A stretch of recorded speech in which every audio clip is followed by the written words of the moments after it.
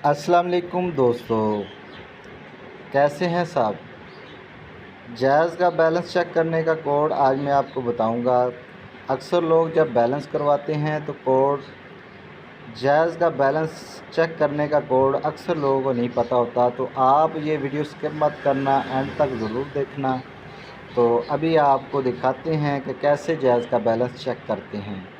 जी, आपने स्टार दबाना है और 3 दफ़ा 1 1 दबाना है, और उसके बाद हैश जैज़ के नंबर पे ओके करना है।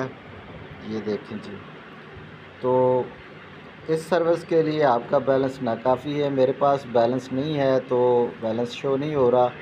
तो कोई भी दोस्त ये बैलेंस चेक करना चाहता है तो आसानी से बैलेंस चेक कर सकता है। तो उम्मीद करता हूँ ये शॉर्ट सी वीडियो आप दोस्तों को पसंद आई होगी। मिलते हैं नेक्स्ट व्लॉग में। राना इजाज़ को इजाज़त दीजिए। अल्लाह हाफिज़।